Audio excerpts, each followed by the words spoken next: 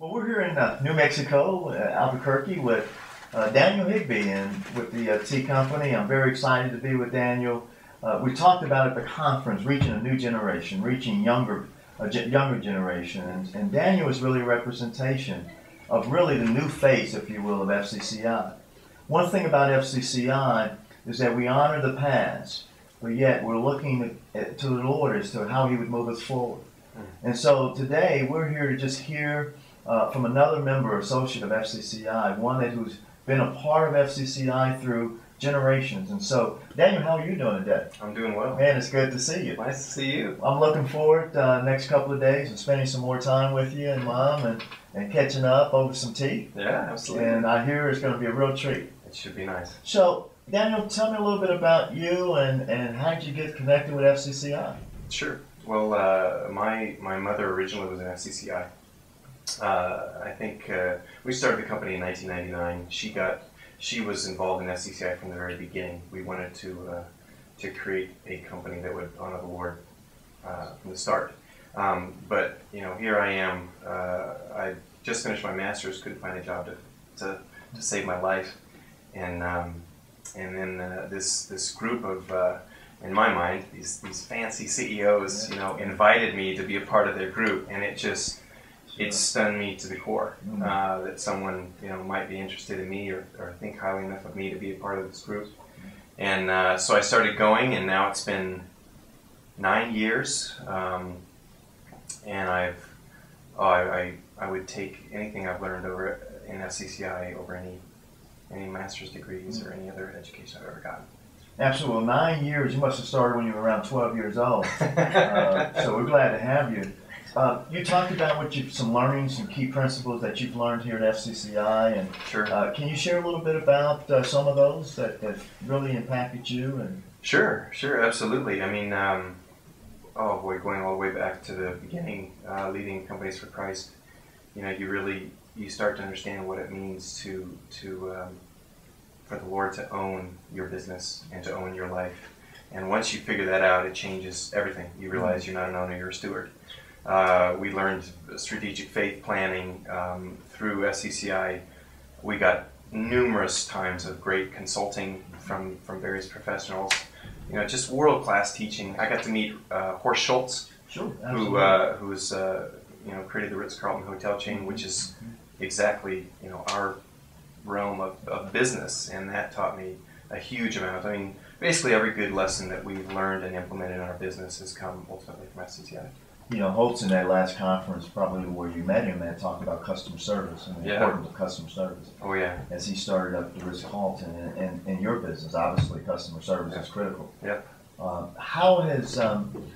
principles and what are some of the things you've implemented in your organization? Oh boy. Well, I mean, I use his 4 things all the time. The purpose of every business is you have to keep the customers you have, absolutely, get new customers, maximize the revenue per customer, and maximize efficiency. And we've done basically whole campaigns within the organization just on those things.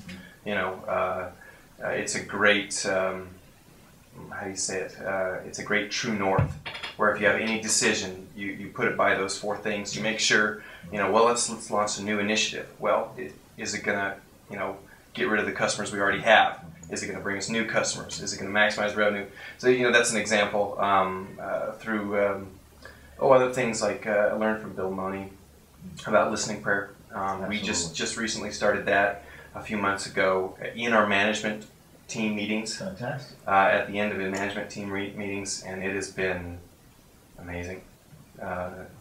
It's just having an attitude of either we know it or we don't know it, and we need to go to the boss to learn what he wants to do. It changes the whole culture of the organization. Absolutely. What a fantastic and graceful and merciful God we have. Absolutely. He's so tender, but yet he's so faithful. Yeah. And it's when you think about decisions that you make on a daily basis, and to be able to go to the ultimate decision maker and creator. Oh yeah. I mean, that's better than any textbooks that I would recommend to you, right? Oh yeah. Tell me a little bit about, as you think about FCCI and you think about your 9-year journey, and as you look into the future, if you can kind of give me All right, go ahead, guys. So Daniel, you've shared some awesome information and life story and so forth, and you've been a part of FCCI for 9 years, and you're a generational FCCIer as well. As you look at the future, maybe the next 5 years of your organization and your business, and we talked about your business, your desire for your business to be God honoring, Christ centered, and missional. What do you see for your organization in the next few years? Well, I don't think we'll be able to go to the next level, which to us means going regional or national, without having that support and backing and just overall knowledge that we've gotten from so many professionals that we've met at FCCI. I know that'll be key. And then, boy, just the prayer network and having friends who will come alongside you. Yes. I'm very excited about kind of the FCCI young execs. They're starting to get together in Albuquerque, Yes. and you know, it's a pretty impressive array of people. Absolutely. That are coming up, and it's kind of exciting. Yeah, I appreciate that. You know, at the conference, it's something that you told me that I really remember, and I've taken it to heart. You said, Terence, look, when I joined the FCCI organization, I sat around the table with a group of wise men and women who poured into me, and she said, be careful because they have such great value. And you know, one of my passions is to really bring forth a new generation into the FCCI group. That doesn't mean that we don't understand and lose our strength, which is our existing members. Oh, absolutely. And so the value that they bring is just tremendous and non-replaceable. But what you said to me, I really want to take to heart, which as we bring forth this new generation, wisdom can flow both ways. And I think with young leaders such as yourself, you're going to be the receiver of that wisdom, Sure. but you're also going to be one who can share that wisdom. And so I look forward, when we're talking to you about a new generation that's come forth, that's birthed through your leading of a group, whether it be Albuquerque, New Mexico, or wherever the Lord leads you. But it is such an honor and privilege to meet someone like you, and at your age, to be really having a passion, but yet the humility to lead your organization and company for Christ. Well, thank you. Any last words you'd like to share that could really bring some enlightenment to us, whether it be a God story or any other words of wisdom? You know, I think the only thing that I really have a passion and a vision for is I see such a need for Christ-centered companies who are excellent in every way. A great example is right now this Occupy Wall Street protests are so big, and you have so many young people my age, and they're just frustrated and they don't know what to do. But at the same time, there's a very big undercurrent of anger against business and against capitalism in general. Yes. And people, you know, if Christian businesses can step up and show people that, you know, the true essence of doing business is focusing on other people first, taking care of their needs. What they're angry about is all these businesses that focus on their own needs first.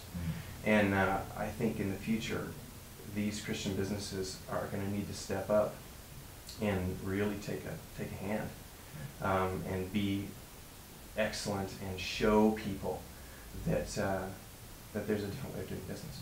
Otherwise, it could get very interesting in our country. Well, those are certainly words of wisdom. I thank you so much. Absolutely. Thank you.